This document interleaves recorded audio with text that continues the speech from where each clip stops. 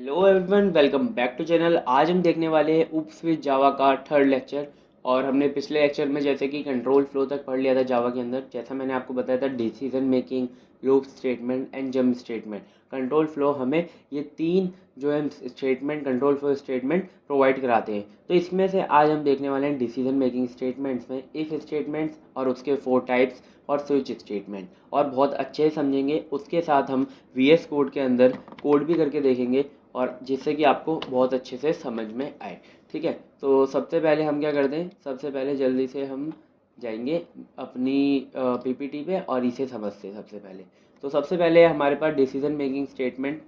Decision making statement का मतलब ये होता है कि मतलब कोई भी स्टेटमेंट है, आप उसके बिहाफ पे, उस पर डिपेंड होकर कुछ अपने जो कंडीशंस हैं उन्हें लगाकर अपने स्टेटमेंट को एग्जीक्यूट कर रहे हो। ठीक है, यानी और इसके अंदर ना जितनी भी आपकी वैल्यूज़ होती हैं वो आपकी होती हैं किसके अंदर, ट्रू या फिर फॉल्स के अंदर, यानी कि बूलियंस के अंदर होती हैं। या तो अगर ट्रू होगा तो आपकी एक कंडीशन एग्जीक्यूट करेगी, अगर फॉल्स होगा तो दूसरी कंडीशन आपकी एग्जीक्यूट करेगी। तो सबसे पहले हम इसके अंदर देखेंगे इफ़ स्टेटमेंट। ठीक है, तो इफ़ स्टेटमेंट क्या होते हैं in Java? The if statement is use to evaluate a condition. ठीक है, तो the control of a program is diverted depending upon the specific condition. जैसा कि मैंने आपको बताया, जो भी आपका प्रोग्राम का कंट्रोल रहेगा वो किस पे डिपेंड करेगा, बिल्कुल कंडीशन पे डिपेंड करेगा। जैसी कंडीशन होगी वैसे आपका प्रोग्राम रन करेगा। The condition of the if statement gives a boolean value either true or false in ठीक है, तो in Java there are 4 types of if statements. तो सबसे पहले हमारे पास 4 स्टेटमेंट्स हैं। If simple if statement, if else statement, if else if statement and nested if statement. बिल्कुल सेम आपका जैसे आपने सी में पढ़ा था, जैसे आपने किसी और लैंग्वेज में पढ़ा होगा, बिल्कुल वैसे ही यहाँ पे कॉन्सेप्ट होने वाला है पूरा इफ स्टेटमेंट का। बस इसके अंदर क्या होता है कि सिंटैक्स आपका थोड़ा सा चेंज हो जाता है। और बेसिकली मैंने जो देखा है ना, इफ में तो स्टेटमेंट जो है वो सिंटैक्स जो है वो बिल्कुल सेम ही है, बस जो आप प्रिंट कराओगे वही चेंज होता है सिस्टम आउट वाला। ठीक है, तो चलो जल्दी से वीएस कोड पे जाते हैं और इन सबको कोड करके देख लेते हैं। तो यहाँ पे मैं इसे हटा दूंगा। सबसे नहीं, एक काम करता हूँ, मैं इसे नीचे हटा ही देता हूँ और पहले आपको समझा देता हूँ इसके बारे में। तो हमारे देखो, ये जो मैंने ना इसके अंदर इंस्टॉल किया है वो आपको यूट्यूब पर कहीं पर भी मिल जाएगा। आप वहाँ से देख कर अपने सिस्टम में जावा को इंस्टॉल कर लो। क्योंकि आप जब जावा के साथ जब तक मतलब कोड नहीं करोगे ना, जब तक आपको कॉन्फिडेंस नहीं आएगा कोड करने का, मतलब सिस्टम के अंदर जब तक आप नोटबुक में लिखते रहोगे तो दिक्कत आएगी। लेकिन नोटबुक में भी लिखना ज़रूरी है। जब तक आप नोटबुक में नहीं लिखोगे ना, आपको एग्ज़ाम के लिए प्रैक्टिस नहीं होगी। देखो क्या होता है ना, आप कभी कभी पीसी में तो अच्छे से लिख लेते हो, लेकिन आप जब नोटबुक में लिखते हो तो आपके साथ क्या होता है, कभी आप ये कर्ली ब्रेसेस भूल जाते हो, कभी आप ये वाला राउंड ब्रैकेट भूल जाते हो, तो आपके यहीं पे नंबर कट जाते हैं। तो आपको क्या करना है, नोटबुक में भी साथ के साथ लिखते चलना है। और सबसे पहले हम इसके अंदर देखेंगे कैसे हम आउटपुट जनरेट करते हैं। तो सिस्टम ये ना देखो, ये import library and public class app, ये सब अभी भूल जाओ, आगे बताऊंगा। ठीक है, इन सब के बारे में तो बिल्कुल इसे इग्नोर करो। आप बस क्या करो, इस ब्रेसिस के अंदर के कोड को देखो। तो सबसे पहले हम देखें तो इस ब्रेसिस के कोड के अंदर सबसे पहले हमारी ये लाइन लिखी हुई, पहले से मैं कमेंट कर देता हूँ। मैंने आपको पहले कमेंट बताया था। कमेंट क्या करता है, इस कमेंट मतलब अगर हम लगा देना इसमें, ये सिंगल लाइन कमेंट है, तो ये क्या करेगा, इस वाली लाइन को एग्जीक्यूट नहीं करेगा जब मैं रन करूँगा कोड को। ठीक है, तो सबसे पहले हमारे पास एक लाइन लिखी हुई है इस ब्रेसिस के अंदर। देखो, इस ब्रेसिस के अंदर हमारे पास ये लाइन है, system out println hello world. ठीक है, तो ये एक्स को इग्नोर करना, यहाँ पे तो जो भी आपका इसके अंदर ब्रेसिस के अंदर होता है वही रन होता है। ठीक है, तो सबसे पहले हमें ना इसे रन करेंगे और देखते हैं कि आंसर क्या आता है। तो इसके अंदर जो भी चीज़ें होती हैं वो आउटपुट में आ जाती हैं। तो ये बिल्कुल एक स्ट्रिंग है, ये सीधा आउटपुट में आ जाएगी। ये देखो, ये हमारा रन हो रहा है कोड, ये आ गई हमारी आउटपुट में। ऐसे आता है आउटपुट हेलो वर्ल्ड। ठीक है, तो आई होप आपको समझ में आ गया होगा। ठीक है, नेक्स्ट देखते हैं। पहले मैं इसे डिलीट कर देता हूँ और इसे मैं कर देता हूँ कमेंट। ठीक है, तो अब ये हमारा आगे एग्जीक्यूट नहीं होगा जब मैं आगे प्रोग्राम को एग्जीक्यूट करूँगा। तो सबसे पहले हमारे पास टॉपिक क्या है, if statement, simple if statement. ठीक है, तो सबसे पहला यही था, simple if statement. It is, पहले मैं इसे कमेंट करूँ वरना ये अब आते रहेंगे। If statement it is the most basic statement among all control flow statement in Java, ठीक है। So it evaluate a boolean expression and enable program to enter a block of code if the expression evaluate true. इसके अंदर false भी नहीं आता, सिर्फ true आता है, ठीक है। तो मतलब अगर ट्रू मतलब फॉल्स आता है लेकिन फॉल्स पर कोई कंडीशन रन नहीं होती, ठीक है, सिर्फ ट्रू पर ही कंडीशन रन होगी आपकी। तो सबसे पहले हम इसे ना, यहाँ पे मैंने एग्जाम्पल लिख रखा है। तो देखो यहाँ पे मैंने पहले दो वेरिएबल बना रखे हैं, एक बना रखा है इंटीजर एक्स, ये वेरिएबल है आपको पता होगा 10, और वाई है हमारा 12। तो सबसे पहले ना हमारे पास यहाँ पे हमें इफ़ लिखना होता है, इफ़ कीवर्ड। फिर हमें ये जो ब्रेसिस होते हैं इसके अंदर कंडीशन लिखनी होती है, जो भी आपकी कंडीशन है। जैसे इसके अंदर कंडीशन लिखी हुई है, ये वाला स्टेटमेंट जब रन करेगा जब आपकी ये वाली कंडीशन ट्रू होगी। तो कंडीशन ये है कि x प्लस वाई जब आपका ग्रेटर देन होगा 20, तो आपकी ये वाली कंडीशन क्या हो जाएगी, ट्रू हो जाएगी, और ये वाला स्टेटमेंट आपका एग्जीक्यूट हो जाएगा। सो x प्लस वाई क्या होता है आपका 22, 22 होगा क्योंकि यहाँ पे 10 है और यहाँ पे 12 है, तो ये वाली कंडीशन ट्रू हो रही है ना। तो अब क्या आना चाहिए, आउटपुट में आना चाहिए x plus y is greater than 20। तो हम इसे जल्दी से रन कर लेते हैं। तो अब हम जब देखेंगे इसके अंदर तो यहाँ पे आ रहा है x plus y is greater than 20, ठीक है। तो आई होप ये आपको समझ में आ गया होगा। अगर एक बार ना हम इसे फॉल्स भी करके देख लेते हैं कि क्या क्या होगा अगर फॉल्स कर देंगे, ठीक है। तो यहाँ पे मैं डिलीट करता हूँ और वापस से रन करता हूँ। तो सब अगर हम इसे एग्जिट कर देंगे और वो फॉल्स होगी तो कंडीशन कुछ भी आपका प्रिंट नहीं हो रहा, नल हो रहा है, ठीक है। तो ठीक है, ये वाला आपको स्टेटमेंट समझ में आ गया होगा। नेक्स्ट स्टेटमेंट देखते हैं। नेक्स्ट है हमारा if else statement. So if else statement आपको नाम से पता चल रहा होगा, इफ़ में कोई कंडीशन चलेगी, एल्स में कोई कंडीशन चलेगी, यानी कि इसके अंदर ट्रू भी होगा और फॉल्स भी होगा, दोनों के लिए आपके स्टेटमेंट होंगे। तो यहाँ पे देख सकते हो, the if else statement is an extension of the if statement if you uses another block of code, example else block. So else block is executed if the condition of the if block is evaluated as a false. अगर आपकी if condition की condition false, if block की condition false हो जाती है तो आपको क्या एग्जीक्यूट करना है, एल्स ब्लॉक को एग्जीक्यूट करना है। तो यहाँ पे मैंने एक एग्जांपल लिख रखा है आपके लिए, जैसे कि आपको इजी हो समझने में। देखो ये सबसे बेस्ट वे होता है पढ़ने का, आप सबसे पहले डेफिनेशन पढ़ो, फिर आप उसका एक एग्जाम्पल करके देखो, तो आपको अच्छे से समझ में आ जाता है। तो आप हमारे पास वही पहले वाले दो वेरिएबल हैं 10 एंड 12। तो सबसे पहले हमारी कंडीशन है x plus y is less than 10, ठीक है। क्या ऐसा है, नहीं है, क्यों, 10 प्लस 12 तो 22 होता है और यहाँ पे 10 से वो बड़ा है ना कि छोटा है, ठीक है। तो ये वाली कंडीशन फॉल्स होगी। और एल्स में मतलब एल्स के अंदर आपने कोई भी कंडीशन नहीं डालनी है, ठीक है। अभी हम आगे देखेंगे एल्स वाली जो भी मल्टीपल कंडीशन, लेकिन यहाँ पर आपकी सिर्फ एक ही कंडीशन होगी। अगर वो ट्रू हो गई तो इफ़ वाला ब्लॉक आपका एग्जीक्यूट होगा, अगर वो आपकी फॉल्स हो गई तो आपका एल्स वाला ब्लॉक एग्जीक्यूट होगा। तो सबसे पहले हम इसे रन करके देख लेते हैं। तो रन आपका फॉल्स ही आएगा, तो यहाँ पे आपका रन होगा x plus y is greater than 20, ठीक है। सो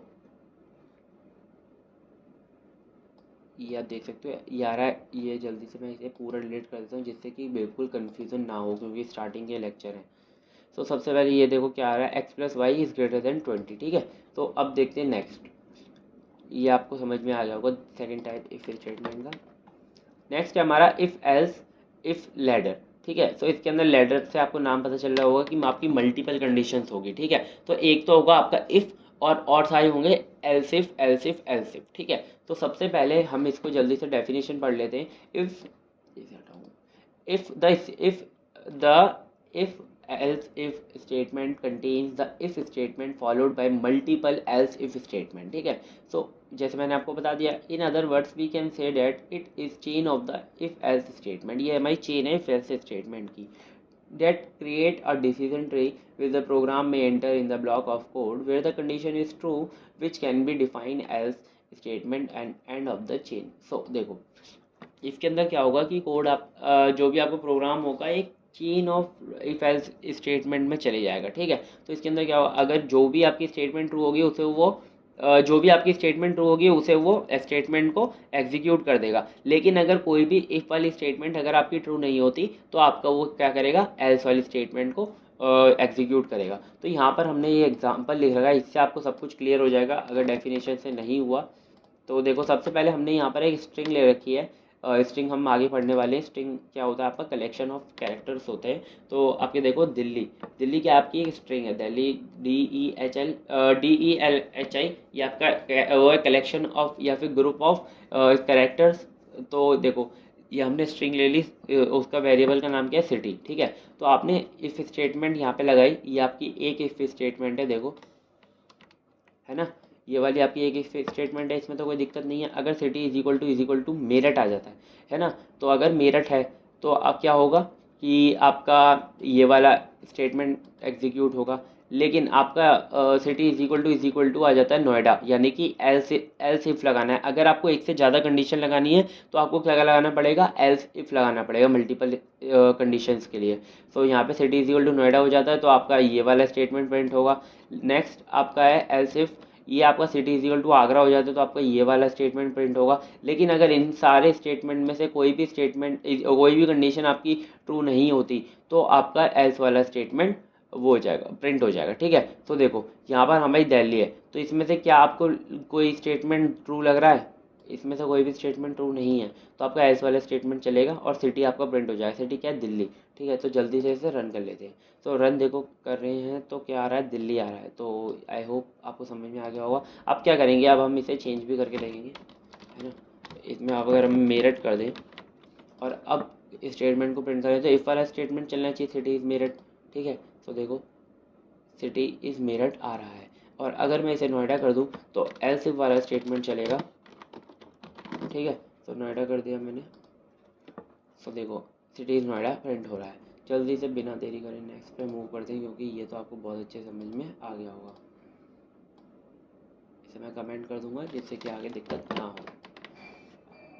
तो देखो नेक्स्ट है हमारा नेस्टेड इफ स्टेटमेंट, ठीक है। अगर आप एक इफ स्टेटमेंट के अंदर एक और इफ एल्स स्टेटमेंट या फिर कोई और इफ स्टेटमेंट डाल देते हो, तो आपका क्या बन जाता है, वो नेस्टेड इफ स्टेटमेंट, नाम से ही पता चल रहा है, ठीक है। In nested if statement the if statement can contain a if or if else statement inside another if or if else statement, ठीक है। तो देखो यहाँ पे इसका सिंटैक्स लिखा हुआ है मैंने, है ना। प्रोग्राम आप अपने आप लिखोगे इसका और कमेंट करोगे, ठीक है।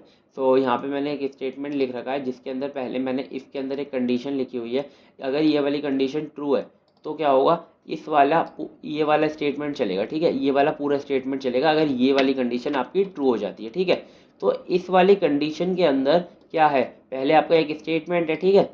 फिर उसके बाद एक और इफ स्टेटमेंट है, ठीक है। अगर ये वाला स्टेटमेंट ट्रू हो जाता है तो आपका ये वाला स्टेटमेंट चलेगा, और अगर ये वाला स्टेटमेंट ट्रू नहीं होता तो आपका एल्स वाला स्टेटमेंट चलेगा, ठीक है।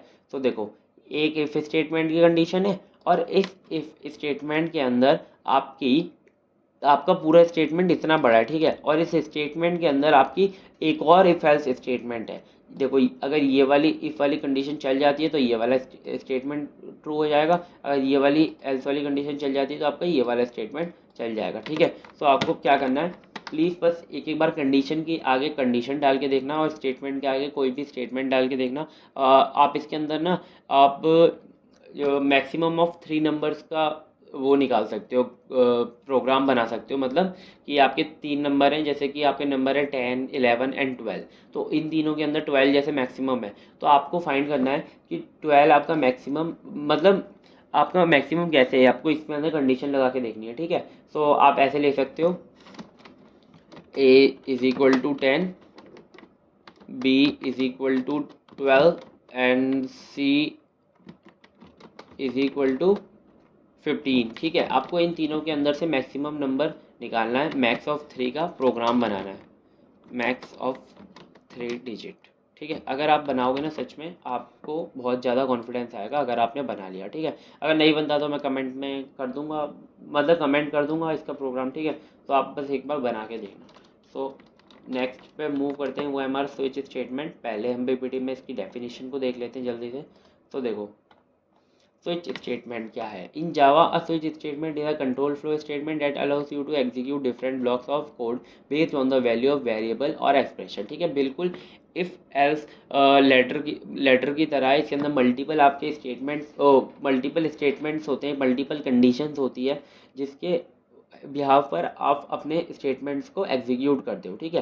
तो देखो इसका एक सिंटैक्स है, ये देख सकते हो आप। स्विच यहाँ पे आपको कीवर्ड लिखना है, फिर एक्सप्रेशन लिखना है, ठीक है। अगर वो एक्सप्रेशन की जो वैल्यू होगी तो वो वैल्यू यहाँ पर शो करेगी, वैल्यू 1, वैल्यू 2, है ना। तो देखो यहाँ पे केस कीवर्ड लिखते हैं, फिर वैल्यू 1। अगर उस एक्सप्रेशन की जो वैल्यू है वैल्यू 1 से मैच करती है तो आपका ये वाला स्टेटमेंट चलेगा जो कि लिखा है code to execute if expression equals to value 1, और फिर ब्रेक हो जाएगा। ठीक है, अगर वैल्यू 2 से होती है तो सेम यही वाला प्रोसेस चलेगा, और अगर इन केसेस में से कोई भी वैल्यू मैच नहीं होती तो आपका स्टेटमेंट चलेगा डिफ़ॉल्ट वाला। ठीक है, तो जल्दी से इसे कोड करके देखते हैं। तो देखो यहाँ पे मैं ऊपर वाले को कमेंट कर दूंगा जिससे कि हमें दिक्कत ना आए।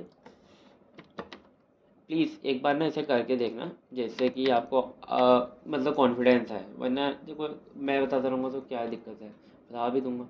स्विच स्टेटमेंट क्या है? स्विच स्टेटमेंट ने हमने यहाँ पे एक एग्जांपल ले रखा है जिसके अंदर हमने एक नंबर ले रखा है इज इक्वल टू 2। ठीक है, तो अभी ये नंबर की वैल्यू जो है डिपेंड करेगी कि आपका जो प्रोग्राम है कैसे एग्जीक्यूट करेगा। तो यहाँ पे नंबर की वैल्यू 2 है और यहाँ पे हमने स्विच कीवर्ड ले रखा है और उसके अंदर एक एक्सप्रेशन लिख रखा है जिसका नाम है, या फिर वेरिएबल मान लो जो है नम। ठीक है, तो देखो नम है। अब नम के ऊपर डिपेंड, नम की वैल्यू पे डिपेंड करता है कि आपका प्रोग्राम कैसे एग्जीक्यूट होगा। ठीक है, तो सबसे पहले आपकी केस 0 है यानी कि आपकी नम की वैल्यू 0 है।